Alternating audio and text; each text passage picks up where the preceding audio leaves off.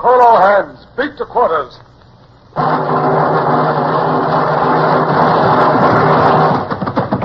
Run out the guns. Stand by the starboard battery. One broadside into it, if you please, Captain Bush. Pointers on target. Linstocks ready. Aye, aye, sir. Ready. Fire!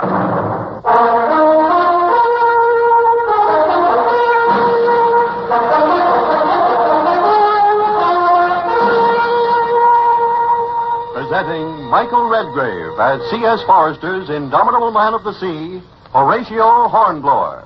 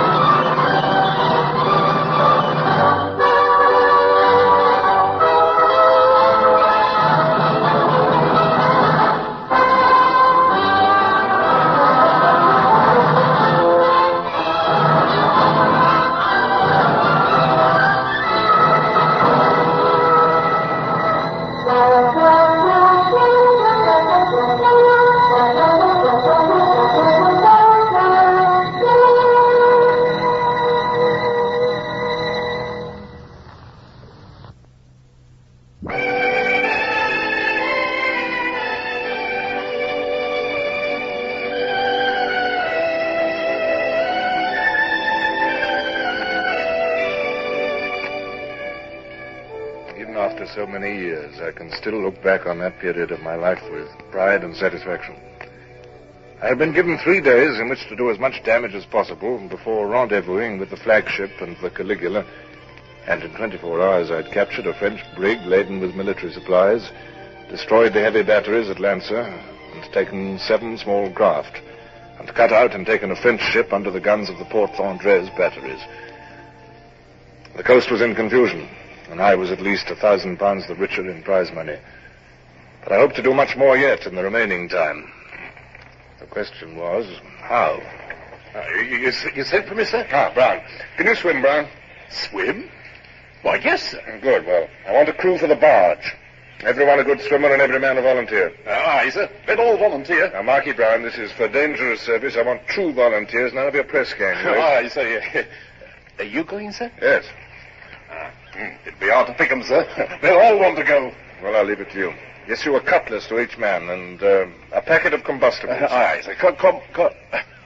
Come what, sir? Combustibles, flint and steel. A couple of port fires, oily rags, and a bit of slow match, all in an oilskin packet. And a lanyard to carry them if we swim. Yes, get your crew ready immediately. Aye, sir. Right away, sir. You have a plan in mind, sir? Yes, Mr. Bush. I'm going ashore to burn that coaster over there. Oh, but couldn't I take the crew, sir? I'll not allow volunteers to go on a mission if I can't lead them.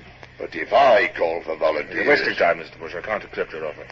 I shall take my barge. The longboat and launch draw too much water.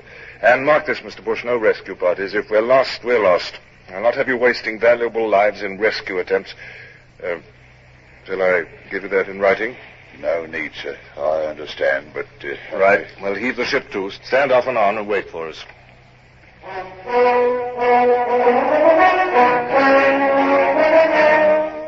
The barge pulled 8 oars, and I sat beside Brown while we danced lightly over the blue Mediterranean. I set a course to reach the shore a little ahead of the brown sail, which was just showing over the strip of coast. We crossed the line of sluggish breakers and darted in towards the golden beach. A moment later, the boat balked, slid over sand, moved a few yards more, and then grounded. Over with you, men. I'll run the boat up the beach. You got everything? Cutlasses, fire packets? Right, steadily up the beach. Don't use too much energy. We may have a long swim. Make for that low bank of shingle at the head of the beach. It's a vineyard on the other side. And look, there's the sail, not a quarter of a mile away beyond the vineyard. It's only an old man, sir, and 2 women. They're owing or something. Yes, well, ignore them. Come on, men.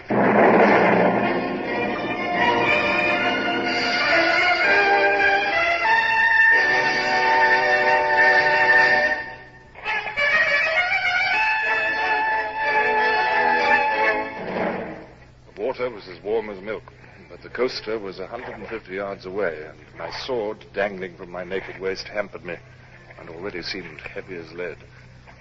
The men, however, surged strongly ahead, and by the time we neared the coaster, I was a bad last.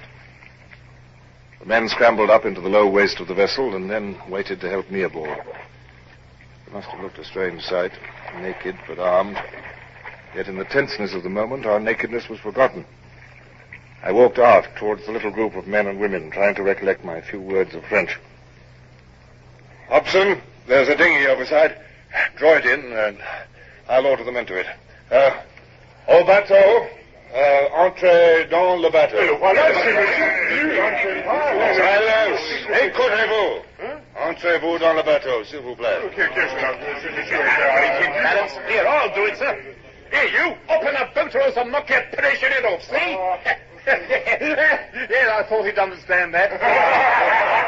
Yes, thank you, Brown. Into the boat with all of them and cast it adrift.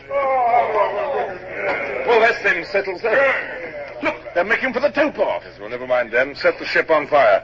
Take 3 men below and see what you can do there. Hobson, you and the others get some of those deck planks up. Cargo is all in barrels and great in sacks, sir. Oil and grain, We stove in some barrels and ripped the sacks. It's burning like powder, sir. Stand by to abandon ship. All present? Right, over you go. We can go back now. Right, here goes.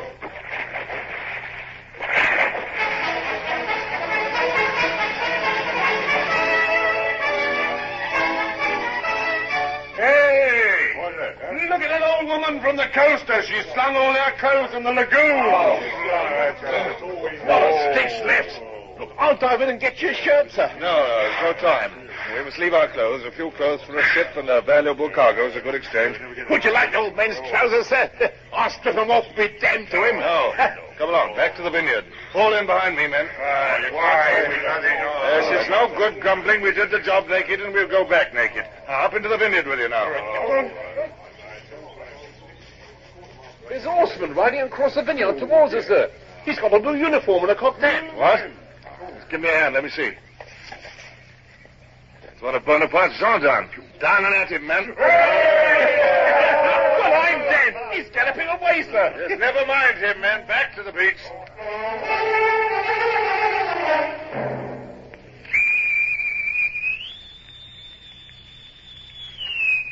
What the devil? They're as naked as the day they were born. Well, surely the captain isn't coming aboard and taking the salute like that. Mr. Jarrett, when the captain comes aboard, he'll be received as the captain, dressed or undressed. Tell the side boys and the Marines that if I see one of them with the suspicion of a smile in his face, I'll have him flogged. Aye, aye, sir. For the purposes of receiving him aboard, Captain Hornblower is in full dress, Mr. Jarrett. Yes, Mr. Bush, of course. I can see that now. Successful venture, I hope, sir. Yes, very successful, thank you, Bush. Nothing untoward occurred, I hope, sir. Nothing whatever, Mr. Bush. Please put the ship about.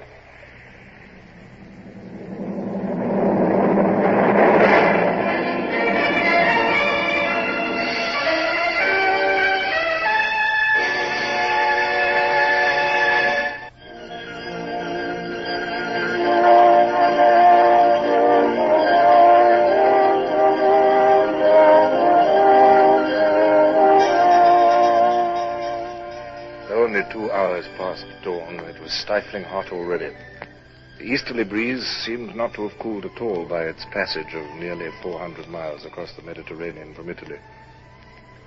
The land slipping by along the larboard beam seemed devoid of all life. Yet along the base of those lofty grey-green hills ran the most important high road in Catalonia, the road connecting Barcelona with France. And as I talked again with Spanish officers who'd come out to my ship at dawn in a fishing boat, I felt that this new day promised to be as productive as the previous 2.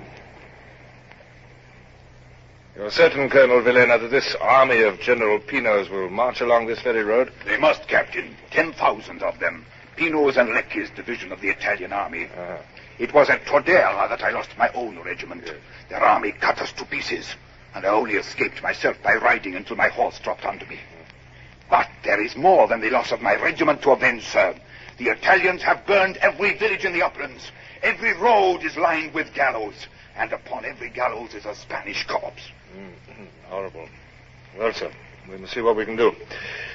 Mr. Bush, clear for action, if you please. I'll have the guns loaded and run out, too. Aye, aye, sir. Captain, train your glass there. Where? Is not that a speck far up on the hill, a horseman? I believe it is, and riding towards us. There's a sort of moving smudge behind him. I suspect it to be the advance guard of the army. You can see an occasional sparkle and flash as the sun catches their equipment. I can edge in quite close to here, if necessary. Yeah, you can see them quite plainly now. They are cavalry riding with drawn sabers. They fear an ambush, but I do not know where an opposition is likely to come from. We must see if we can provide some, Colonel. What's that long line of white dots beyond the cavalry? It looks like a long caterpillar with white legs all moving together. It is, in a way, Captain. It is the white breeches of a column of infantry. On the half turn. Why, look, sir. They're waving their hats to us. Very friendly, the whole thing. And they don't seem a bit worried. I doubt if they've ever encountered a ship before or been cannonaded from the sea. Their officers are used to opposing armies, but they've no experience of a ship's broadside. They'll probably regard us as a welcome break in a monotonous march. Mr. Gerard, train the guns on the road and only fire when I give you the signal. Aye, sir.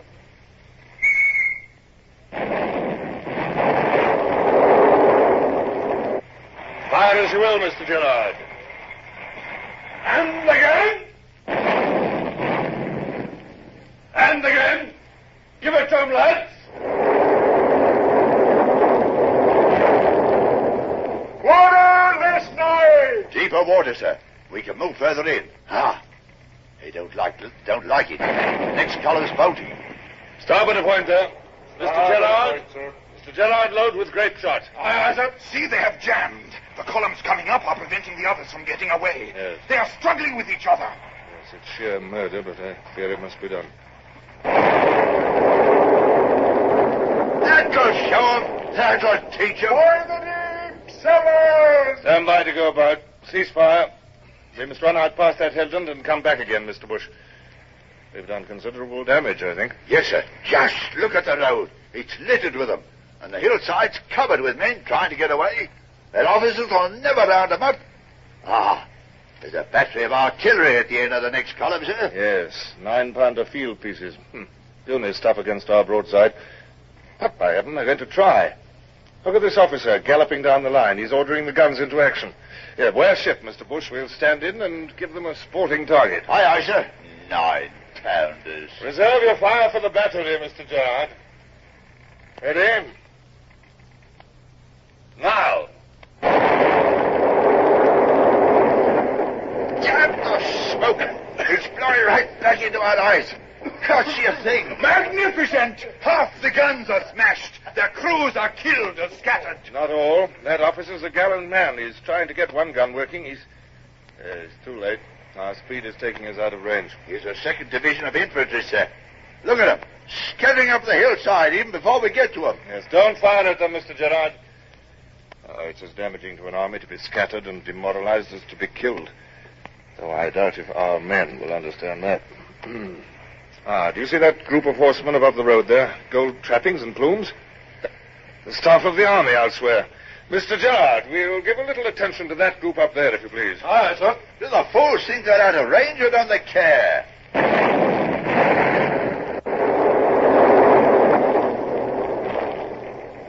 Not a man left in the saddle. Wonderful, sir, wonderful. I hope General Pino himself was amongst them. I hope he was killed. No, I hope he was crippled. Hurt, terribly hurt. I hope... Spare us your bloodthirsty comments, Colonel. I have no love for this sort of warfare and take no delight in causing suffering. I do it because I must. I prefer an action where there's danger on both sides. My word, look at this, sir. We're not as safe as all that.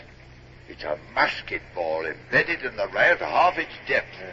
Their fire is reaching us. You see, Colonel. The Colonel seems to have more urgent business on the other side of the quarterdeck. Frankly, Mr. Bush, I shall be glad when we reach the rear of the column. This slaughter sickens me. But we're killing the enemy, sir. That's all I care about. Hello, what's this, sir? Baggage trains? Yes. Those carts with 4 horses to them must be ammunition caissons. Mr. Gerard, they'll have target practice, single guns only. Let them fire broadsides and they'll miss on purpose. Final rotation. Number 1 gun. Fire!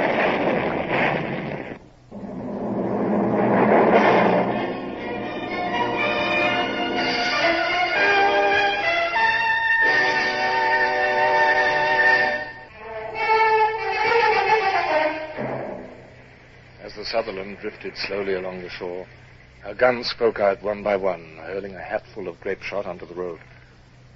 It was with sorrow almost amounting to anguish that I watched horses and mules go down before that deadly fire.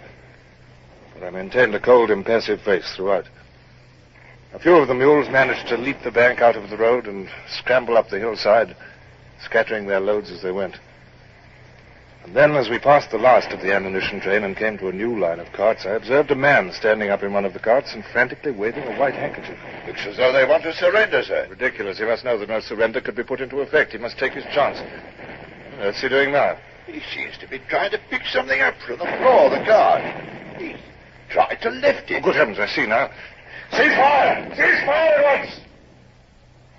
It's a man he's holding up, a bandaged man. Those are the army ambulance vehicles full of sick and wounded from yesterday's battle with Villena's regiment. That officer must be a surgeon. Yes, put the ship about, Mr. Bush. We will retrace our course and harass the main body again. Aye, sir.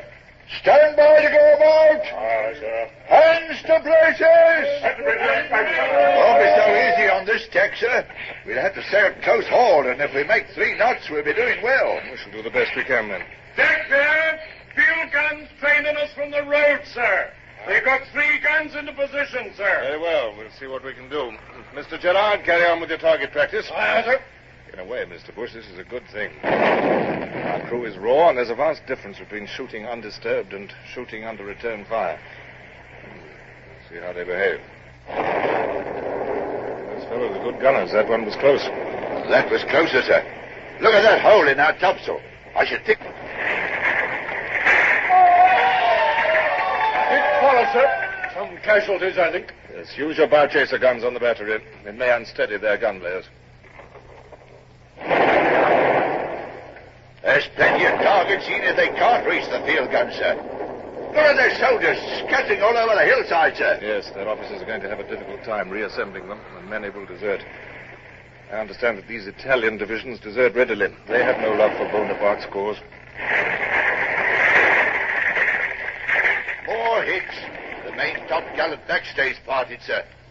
Send some topmen up and splice that stay. But we'll be in close range presently, sir. What the devil's that? Yeah, one of the ship's boys has been hit from the sound of it. Mr. Gerard, I'm going to put the helm down now. Be ready to fire as the guns bear. Aye, sir. Round she comes. Why? Their gunners are running, sir. They're not going to wait for it. Had too much last time, I expect. Let them have it, lad!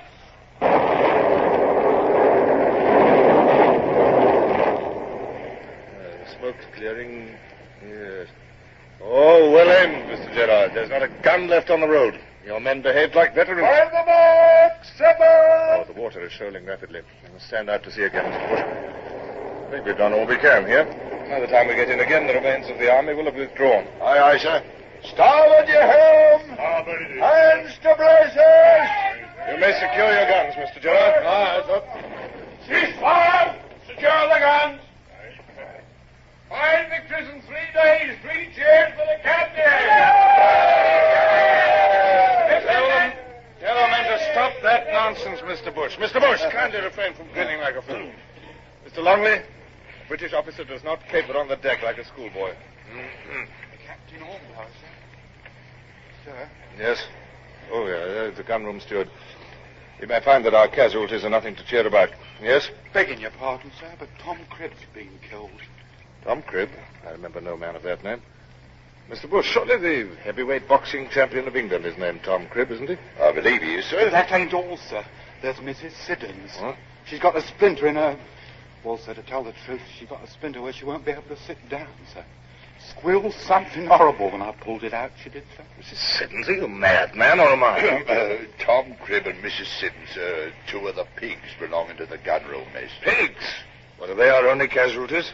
Mr. Walsh, have you any casualties?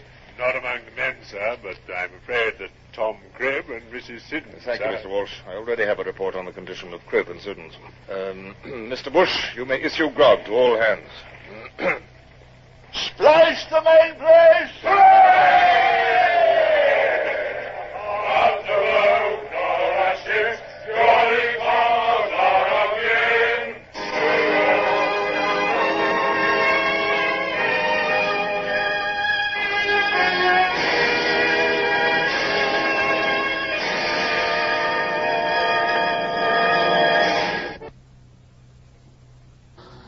Horatio Hornblower, starring Michael Redgrave, is based on the novels by C.S. Forrester.